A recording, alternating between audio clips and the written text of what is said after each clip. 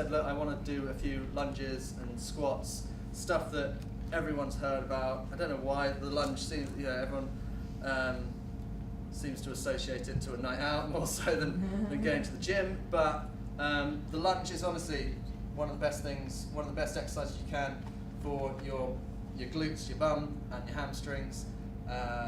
So very quickly, there are several different ways you can lunge those. So you can go backwards, nice and simple, and then just your forward lunge, and then you can do just a split lunge, so just literally just dropping nice and up and down. So there's loads of different things. So you can do that either just holding weights. So you grab some weights, just literally hold weights up, and you can do it as a walking, so you can walk, or just from standing back up to standing.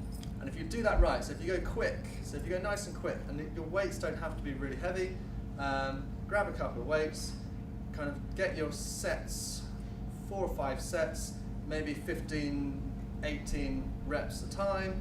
Don't leave too much time in between doing them. Just make sure your heart rate's going, make sure it's just kind of hard work, you just get through, and then keep changing things up.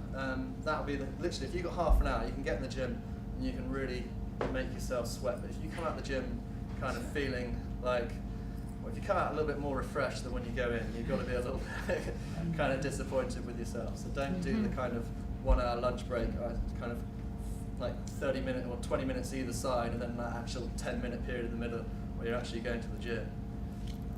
Would you have a recommendation on the best time of day to work out if you only have half an hour? Absolutely not. You can at any point in the day, as long as you base it around kind of, that's it. The most important thing with all my clients, doesn't matter what they do, I train kind of your yummy mummies up in Clapham, I train you guys that are doing Ironman out in Mallorca next year. It is literally about what fits into their lifestyle. No one will do anything that doesn't work for them. So, if you've got that half an hour to go to a gym, it doesn't matter when it is. Obviously, the best thing you can do is get to the gym kind of from your point of view earlier in the day, because as the day gets on, you get more tired and then you think, I can't really be bothered. And that's, I think, everyone's kind of falls victim to that. And then the other suggestion that I make to a lot of my clients is kind of you front load your week. So you basically get as much done in the first 3 days of the week when you're not so fussed about seeing your mates, because you don't feel like you're missing out on anything. But anything else? What do you think about intermittent fasting? Like it's kind of a bit faddy at the moment. Yeah, it works from a good principle in that your body adapts to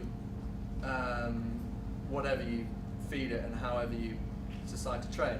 So I think that's the principle it's based on, but then it's been made into this fad diet that I think it's like you eat nothing for like 16 hours and then 8 hours. Well, the people change it up, but that's what. Okay, yeah. So and then there's ones where they do it kind of like 4 days or 5 days of fasting, and then 2 days where you just go absolutely crazy. Yeah.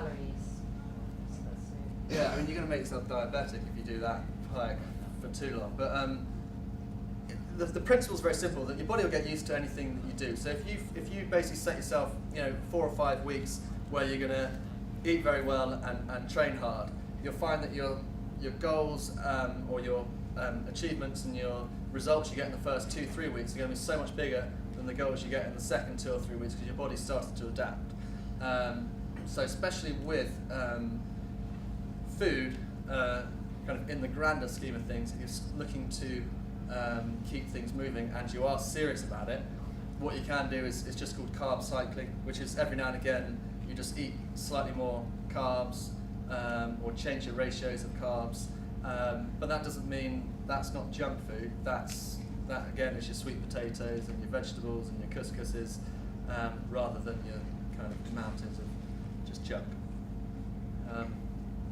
Would anyone consider running 50 miles? What would it take for someone to stand up and to be like, right, I will. I'm not going to ask you to do it. I'm not going to hold you to it. But does that, in anyone's mind, has anyone ever thought like, oh, cool, I've done a 5k, I might do a 10k, or I've done a 10k, I might do a half, or I've done a half. I've done 10 and I want to do a half. Yeah. 50. Didn't we meant to do a half like a year and a half ago? Work took over. Yeah. I think it's less about energy and more about boredom.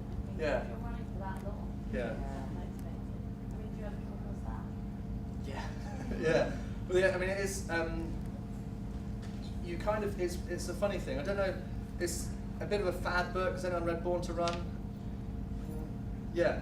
Find it interesting? Yeah, it's great. Kind of not feel like strapping your trainers on as soon as you finish reading it and then go out for a run and just kind of forget it all. My boyfriend was great team when I go outside, so. Okay. Yeah. But it does. It's kind of, that's the other thing, is that you've got to do something that you don't get bored of. So if you find sitting on the treadmill for half an hour just at one pace really boring, then get on the treadmill, do a couple of minutes slow, a couple of minutes fast, a couple of minutes slow, a couple of minutes fast. You've got to change it up as much as possible. Obviously when I'm racing, you literally get to a point when you just keep going. But you know, if you are finding that you're getting bored of your whatever it is, there's always something out there that you can do to change it.